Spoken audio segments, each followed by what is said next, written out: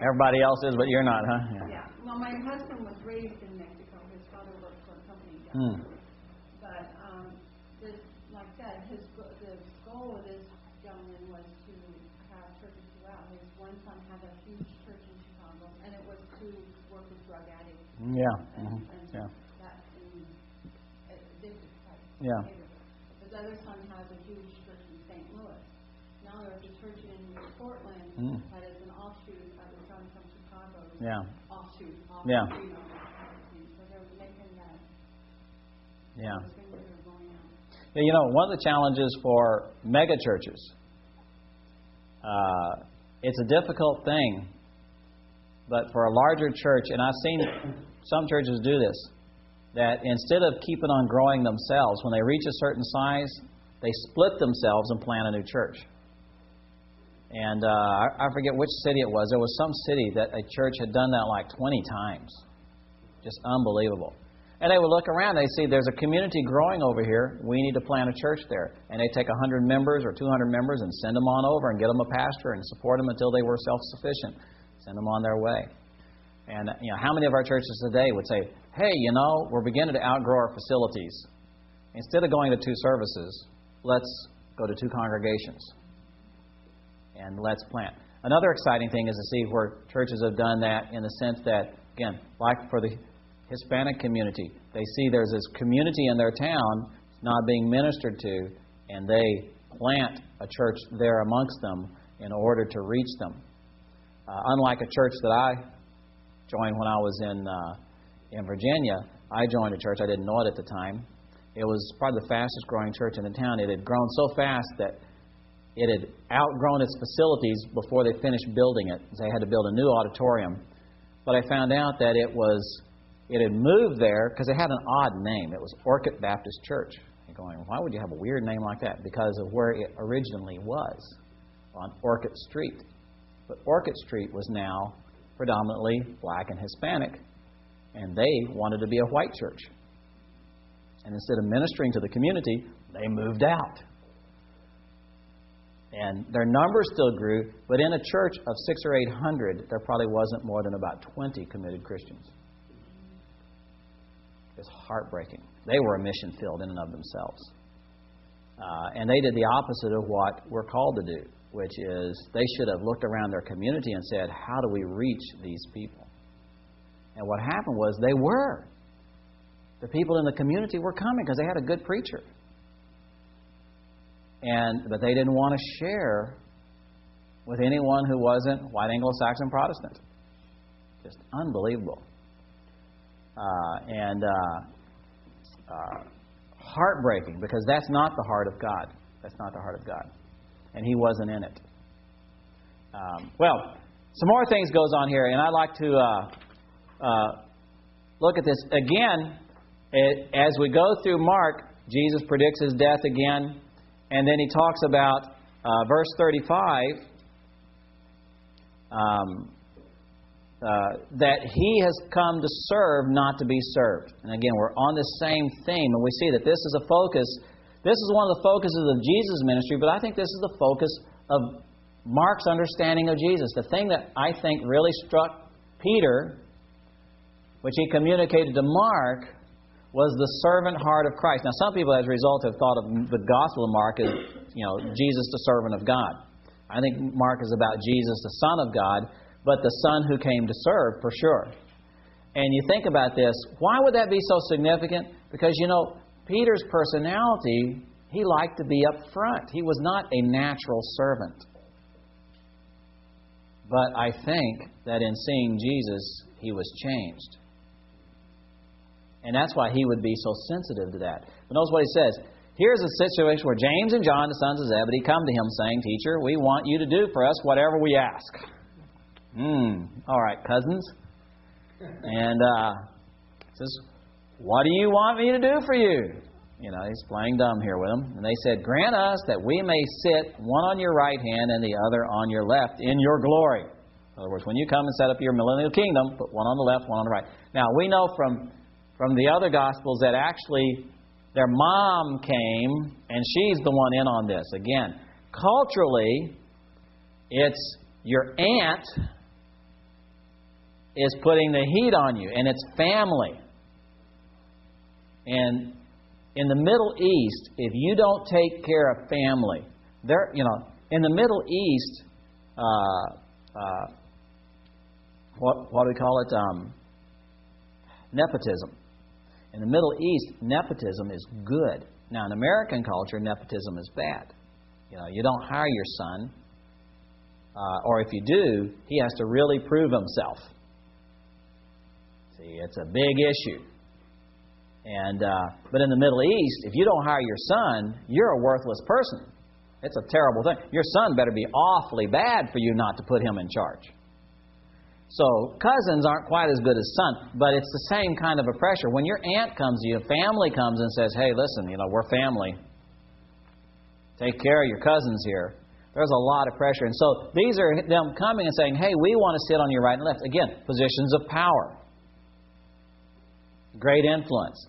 So they're jockeying for position. We've already had this earlier in Mark where they're sitting there arguing about who's the greatest. So these guys have made their move. And Jesus responds, you don't even know what you're asking. You do not know what you ask.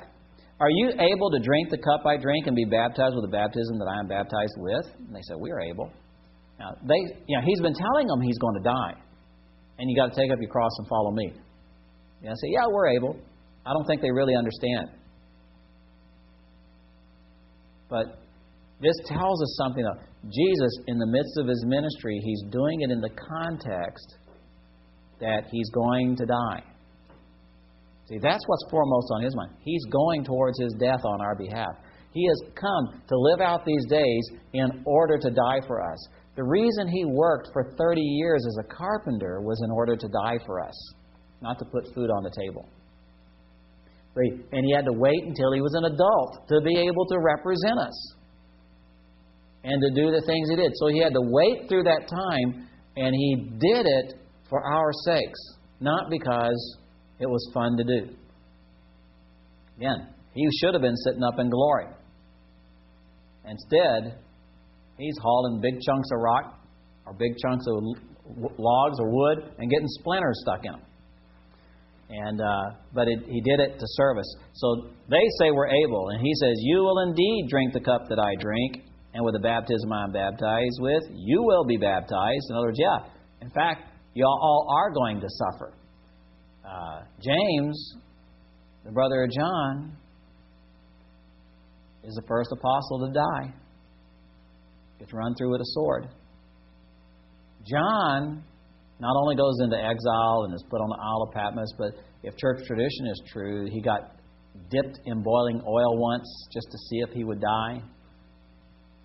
He didn't live an easy life. He says, but to sit on my right hand and on my left is not mine to give, but it is for those for whom it is prepared. And of course, notice the 10, they get all upset with him. And then he says, you know that those who are considered rulers over the Gentiles lord it over them. And the idea here is one of dominance. And again, this seems to be more and more the model of pastoring in America. The dominant ruler. And people are drawn to the pastorate so they can be in charge. So they can make the rules. So they can tell you what it is. And if you don't go along with them, it's rebellion against the Lord's anointed. Oh wait, are you King David or what? But we need to guard against that. Why? Because when you're in a leadership position, your ego can get in the way. Be in charge of a women's ministry and then have some ditzy gal come along and tell you, hey, I know how to do your job better than you. And you're going, you don't have any training at all. You can't even hardly change diapers right. How do you feel? Now you not only have Bible college training, but seminary training. How would you like someone to come along and say, I think you could do a better job if you do it my way? No, really think about it. One of the real challenges is not to let your ego take off. Because, I have people, sometimes I have my mother try to give me lectures on what the Bible means. And she's, I'm the one with a doctor's degree, woman. And she's so far out in left field sometimes that, what are you going to do? Well, you're supposed to be respectful. And one of the things is, I'm not supposed to get arrogant. Not just with my mother, but with anybody else. That's not, just because we have training, because we have more training than someone else, is not a reason to dominate them or to let our egos take off. But typically, that's what you'll find that happen. All the more accountability. That's right. And that's right. In fact, that's right. God holds us more accountable based on what we know. Doesn't make us more powerful. And again, how do we lead? Not by domination, but by example. And Jesus says that, the Gentiles lord it over them, and their great ones exercise authority over them. I'm in charge of this youth program. You do it my way or no way. And among you, but whoever desires to become great among you shall be your servant. Whoever of you desires to be first shall be slave of all. For even the Son of Man did not come to be served, but to serve and to give His life a ransom for many. Okay, I'll admit it. Normally, that's my modus operandi. When I'm in the conversation with somebody, last Sunday, Dan was we talked about Christ on the cross saying,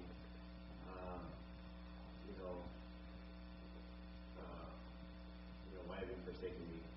Mm-hmm. And the first thing that popped in my head is, I got to tell him what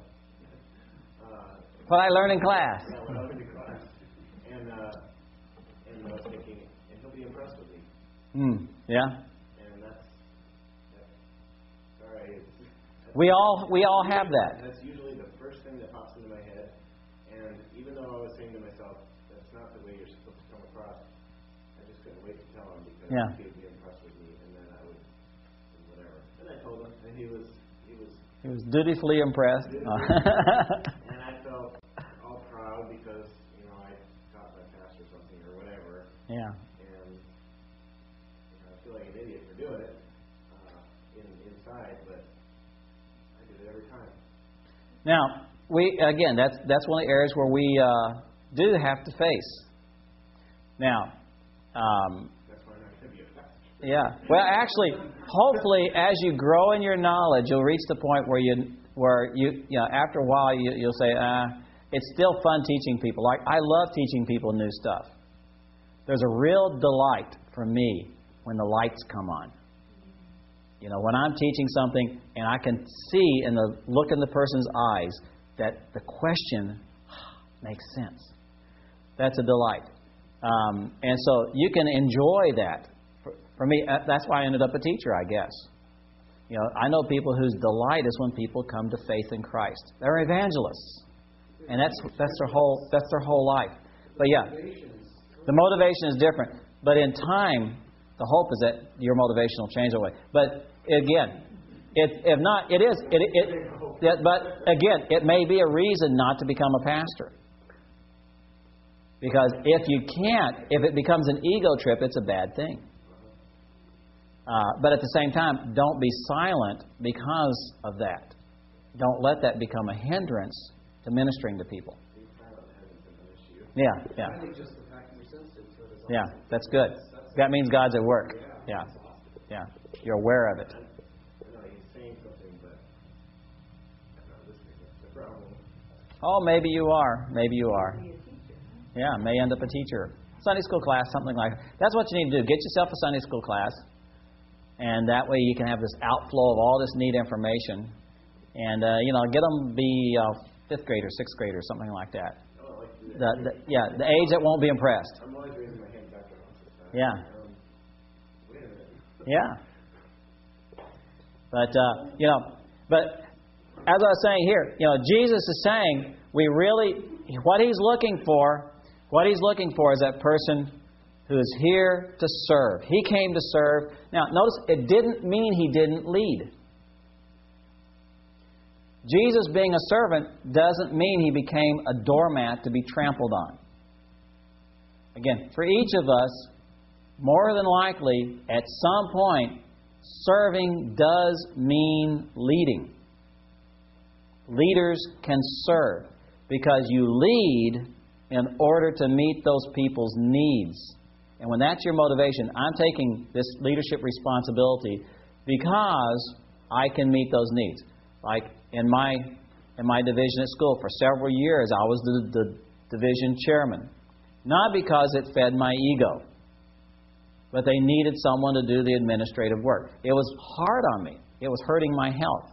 I finally resigned and gave it up when I found someone who would replace me and meet the needs of the group and it not be an ego trip for them. Then I handed it over to that person. And they're doing a great job. They get all the stress now. And it was, like the next day I just felt a burden was off.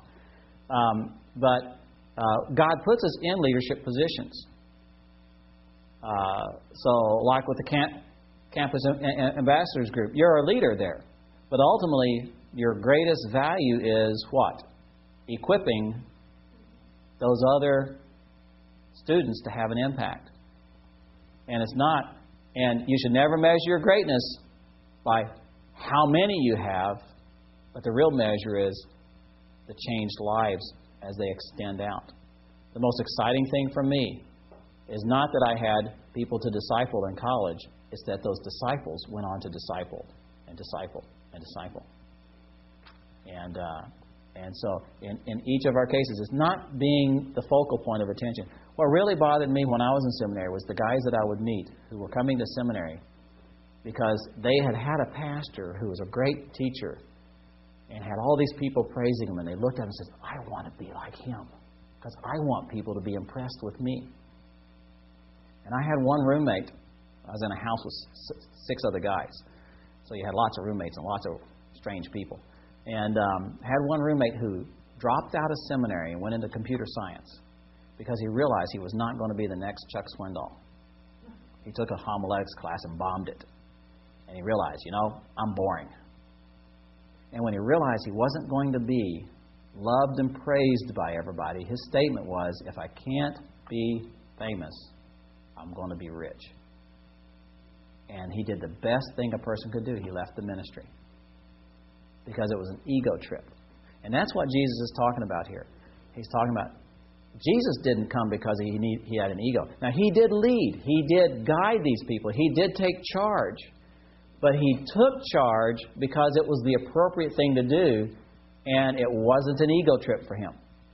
And he told them, hey, this isn't about you. This is about others. And that's where Jesus' heart was, and that's where he challenged these guys. And of course, for them, it was about them being in a position of power. That was the real issue for them. But it's not for him. Okay, I'd like to move on a little further then into chapter 11. We have him healing Bartimaeus. We have the triumphal entry. And then we have an interesting situation. And here's where I want to look at some of the issues of text criticism and all that. The fig tree situation. It says, now the next day, this is verse 12 of chapter 11. Now the next day, when they had come out from Bethany, he was hungry. And seeing from afar a fig tree, having leaves, he went to see if perhaps he would find something on it. Now remember, this is now just before his crucifixion. Based upon all the gospel accounts, the timing of what they put it, this is about a week before his crucifixion, or the same week of his crucifixion. Which means it's March, April in Israel, which means it's spring, early spring. It's during the time of the spring rains. They go up to early May, end of April, beginning of May. Winter is just now over. They're past their last frosts. The grapes are budding and beginning to flower. The winter wheat crops are getting their spring rain and they're doing their last growth, and then they'll get ripe in May and June and be harvested. But it's early spring. Now, fig trees begin sprouting leaves just at the end of spring, beginning of summer kind of thing. So this is the time when fig trees are just beginning to sprout. Now, anybody familiar with figs? How many figs do you normally have on a tree in the spring when the buds are popping. It ain't fig season, right? Well, actually, with many of their fig trees, what they did was the figs would not all be picked in the fall. And so you would have some dried up figs sitting on the branches. So a lot of these fig trees, you could expect to find figs on them year-round because they're ever bearing, except, in the winter they're not bearing, but they would still have a few figs hanging on. So it would not be unusual to go to a fig tree and find leftover figs. But it's the springtime when you're not going to find any fresh figs, but he doesn't find any at all. And so he curses it.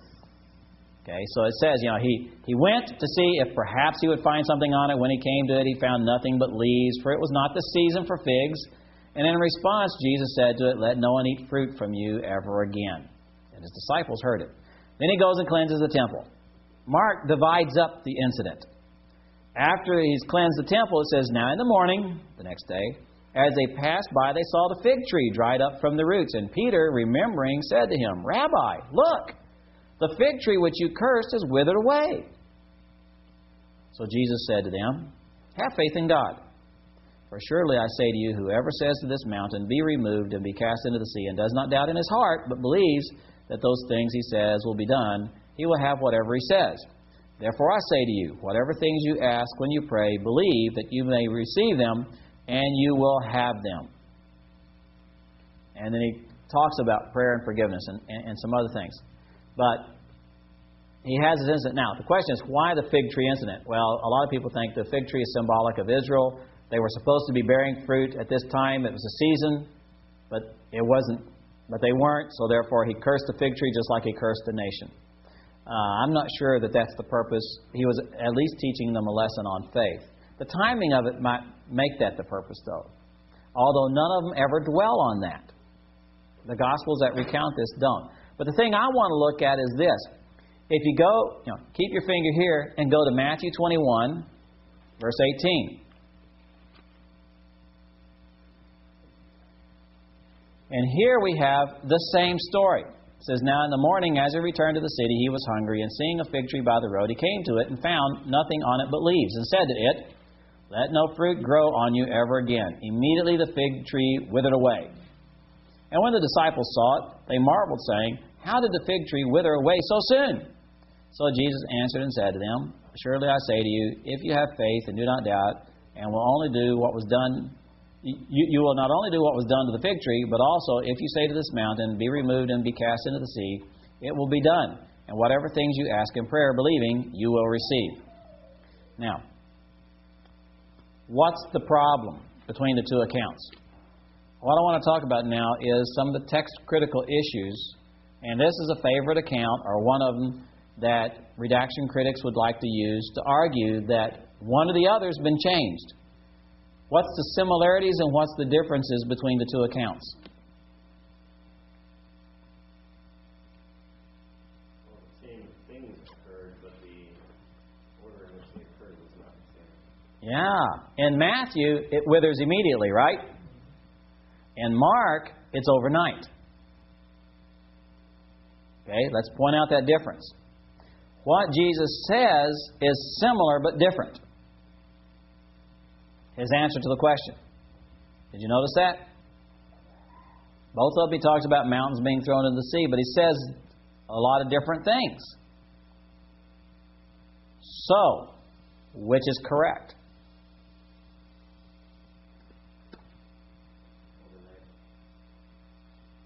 Overnight? They are the same incident. Yeah. All the indications are it's the same incident. It really happened overnight.